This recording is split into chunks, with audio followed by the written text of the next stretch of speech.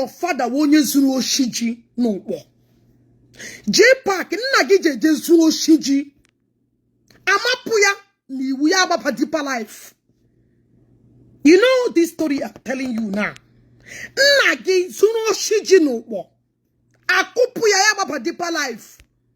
Jebe ahụ ndo ke protect ya. The same ndo ko na about 24/7 mere akụpụ hụ nna gị zuru oshiji n'ụkpọ.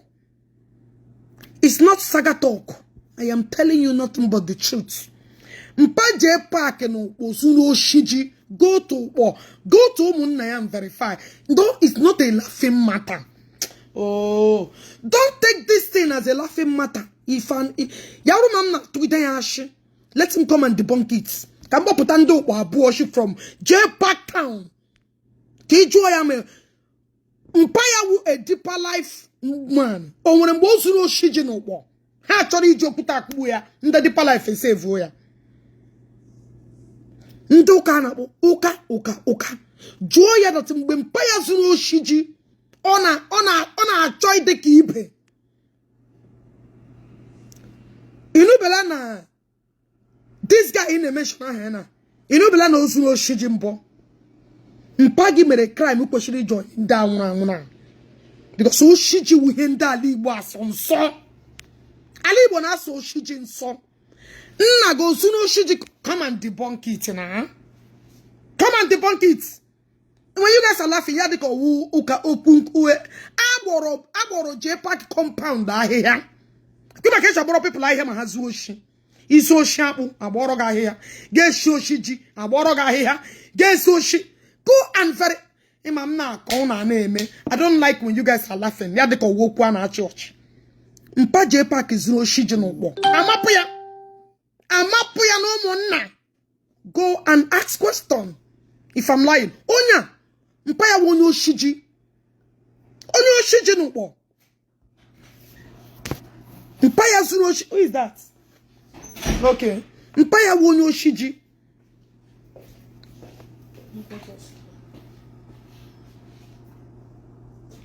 You want to go? Ozuro shiji no bo.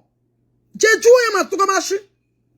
I report to this my video. Click love and like and share. Even on your name, and about the group as this useless set of foolish content, hopeless creators. And in Nigeria, jobless idiot that eat from Facebook. Useless idiot. Yana membola mpana. Hangagata. Ogechi Okeke. Let's revert. Oh, when he can't give a Ogechi. Oh, they can't give a Ogechi. Wanya. Biano. I surprise. Obi. That's what they do. 24/7. Molan putra, my word their threat. How about Putala? Can you a massive report? Facebook disregard any report on here. We are creating awareness. So, Mpaya Wanyo Shiji. Mpaya Zuro Shiji no war. He runs in that. If I'm lying, let him come and say, okay, I'm lying. Click, share. Papa Jpac Wanyo Shiji no war. I'm a priano na. Yes. Pay with thief. Nibe, obviously, me. Allow as a bit of because the things that Golden Apple offers, their accelerators, the things that Golden Apple offers, their accelerators and their scholars is top notch.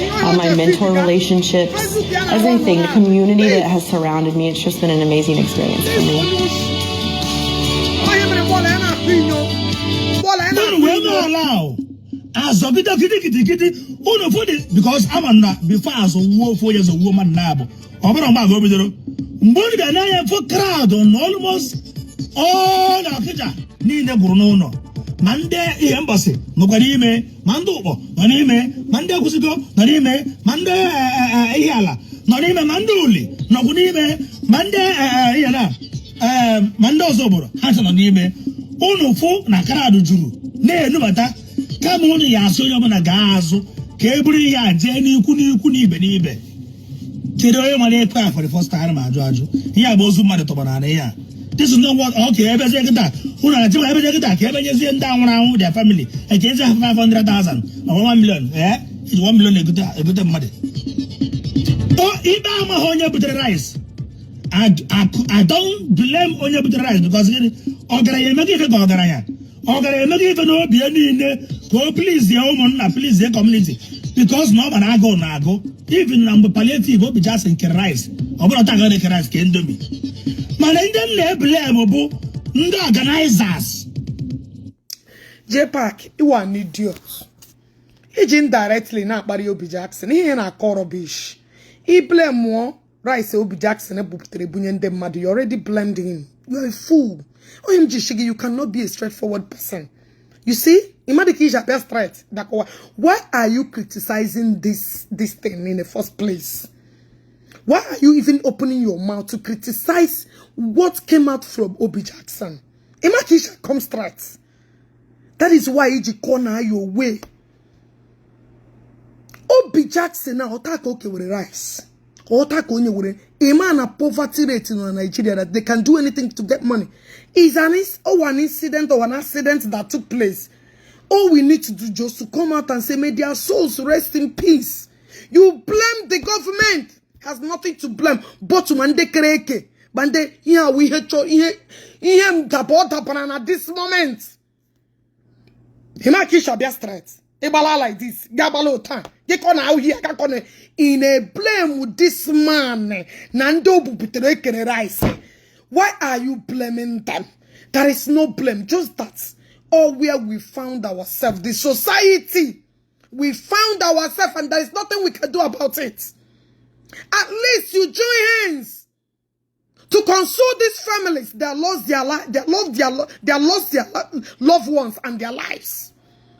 All you could do, you got put on with your critics, with your useless, because this useless ad and on a page, you can talk anything and make money.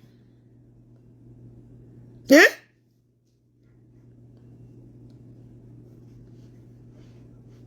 Very bien, admin block what that idiot to click come at face on people's comments.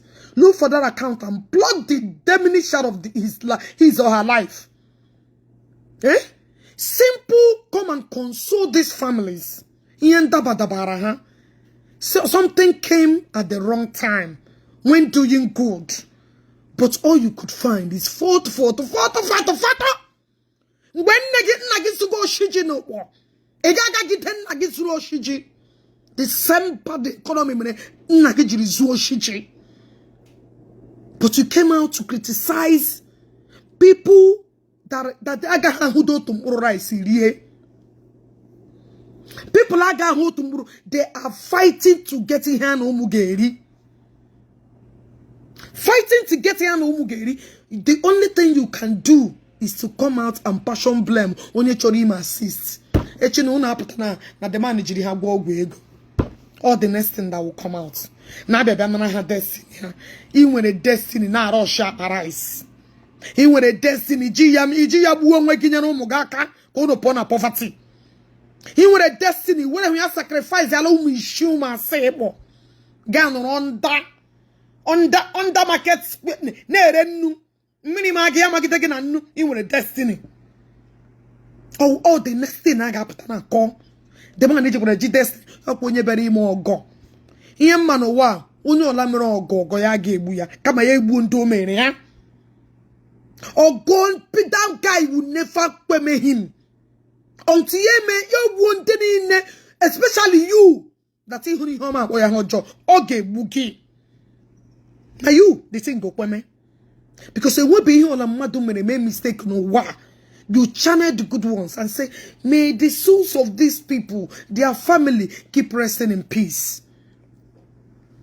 But this man a credit that he has done enough. All you can see is the negative part. It be helpful, it be helpful mistake, everything similar. Jpac, are you not a demon? Are you not a demon? Nah. The same 100 days, to give example of this your rubbish. To give example of this your barbaric video image. How will you change example? The same people no. Onyo la trosugagi Onyo la trosugagi Anybody lecture shage wo mano. That person will soon. Makachi. Block all those mad stupid face. Them. But you have a Jpac. Oh no, dear. They are na wako tulahana wuhane shihanimi. Idiots. Because all the man of all just in Jpac, so I'm gonna water line. Whatever rice, one bag, huh? In on that will be Jackson any instruction on you. One AK before in my instruction, Jpac Iwan or jaw. Iwan or jaw. Iwan weri. Iwan or jaw. Makachi. Back to do that, 3 cups. Oh, because now all the time I have a water line naked here. Hey, but the rice. Oh, certain organize about the mob coordinators. Call the race down open and now they can rise here. Niku believe. Now they can rise here. Na kindred by kindred. I get rise here. No monna. Then they get down. Who's out of Bulina? I'm gonna have any more Kotoku. I'm gonna have a more Kotoku. News your hair, Budegaba. For the day, Bog, I know the way, Bojo, I work at us, also, I won't say, I we had a GK here. Okay, I may go problem. Problem. Marando that day, Bokini, Ndoganaisa. Fruna crowd, no, but I didn't Nikem, crowd, no, but I didn't however, I'm getting. Eke and Ebo, Eke and again. Niku, Mobili Believe. Oko Pada de Moroccan, but they made us all rest in peace. Canca Bria Motayarai, or the Rabbi because it was very hopeless thing. It was very hopeless. Very hopeless. I go to Nigeria, carry COVID-19 buru. If I go Bukoro, Nigeria, I carry go COVID-19 buru. I go. Next on that, next on that, will know about the rice. The rice, and then I had also 2 cups of rice. Did you see how useless this man is? Opa the same organ on a punyere, Opulana Elehania, Ojerique rice organanya, or Elehania 2 cups of rice. Look at this hopeless man. Oh, I don't know why our people now who change you and hide here. Elejanya 2 cups of Jpac Kerole. I challenge you. Ndo babunu na tafofo. Obabunu are suffering. Jpac Kerole. When you go to 1 cup, can't you cover out to ego imekri na China? Got to your kindred, kere hego. Kere who they go put manyere 1 cup, no be. Ikerole. Demon Ikerole. He got who fought. Mbola rumere Jpac puta. Arumere Jpac will come. Yes, puta. Evil people. Natural mbola people with a problem. They will surface. They will start portioning blames. They will surface, start portioning blames up and down. Amusu. Jpac wa amusu. Amusu ke ye wo.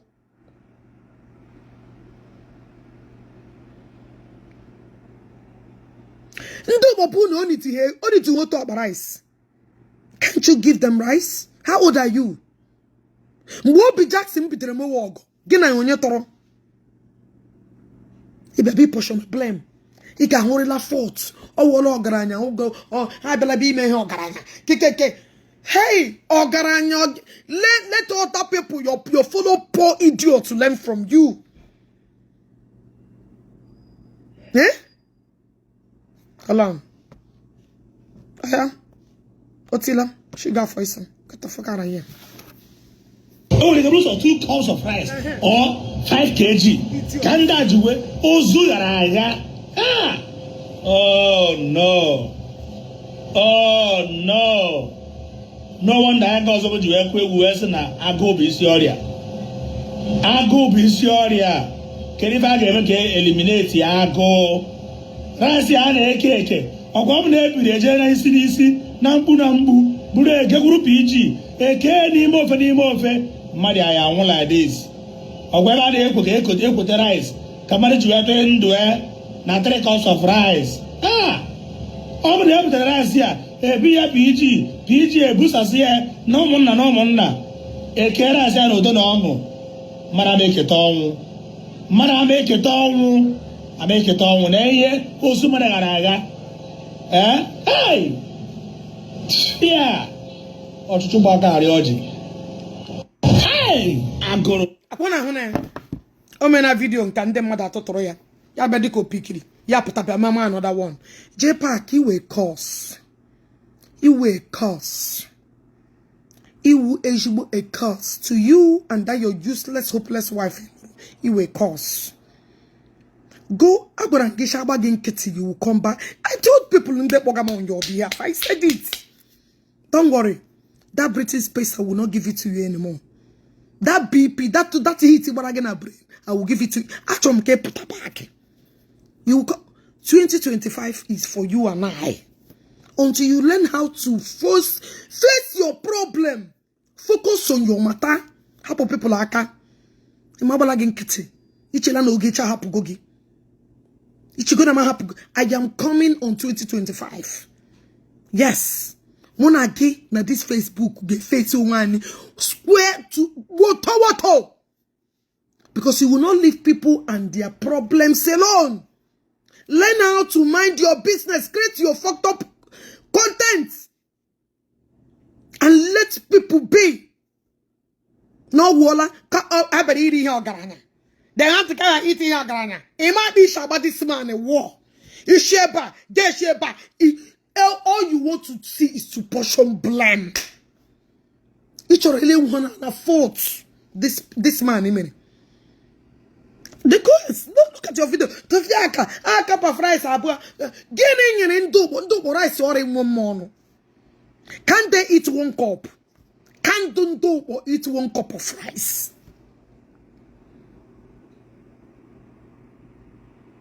Can't do or eat 1 cup of rice. 1 cup of rice or Juru Haju.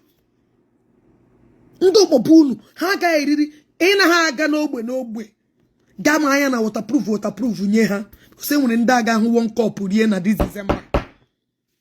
And when in Daga who 1 cup Uriena this December. How many lives have you touched? Ike question in what the ego. In a make ego na your Facebook. And you go na your wedding.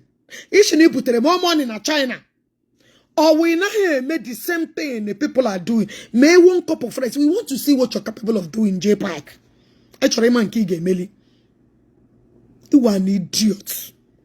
May the souls of those families, they are lost their loved ones. And may the souls of those, their loves, their mother, their father, their young ones, may their souls keep resting in peace. Obi Jackson, you didn't do wrong, my brother. You did what you're supposed to do, just to assist your people.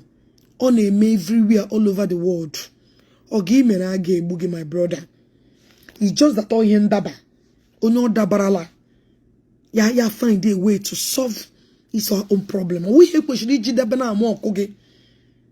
you need now is encouragement. Words of encouragement. My brother, we appreciate your hard work. We appreciate everything that you have done. But it's quite unfortunate. Please take heart. And may the souls of these ones, they have lost their lives. May their souls keep resting in peace. May their family find peace. And find a place in their hearts to take it as one of those things. Or a bad economy with Irani. Or a bad condition with Irani. Please, my brother. My brother pushing. Because so image you're gonna away cause. Image you're gonna away problem. People supposed to rally around you and give you all the support that you need at this critical time. Not to portion blame in any cause, in any way. You have done noble. This, people we are saying that you've been doing this. This is not the first time. So my brother Obi Jackson, hang in there. This is a face of problem. It will come and it will go. Thank you for the ones you have done. May the good Lord keep blessing you. It's quite unfortunate that in your portal at this time where you're trying to render help. Please don't let it get to you. You know, assuming Jpac. You know, this foolish man. La video you know block anything about Saraya because Uwabanya actually former. Since you've been doing good, the years you've been doing this, nobody can better testify the good you have done, or just because of this little problem. I bet all you to call price, price but hang with billionaires and millionaires around them. They will not do what you have done. So my brother, please take out. I will also do a video to drop it. I have to go and sleep. I got very few hours ago. I'll be going to work. May God bless you. May God keep strengthening you.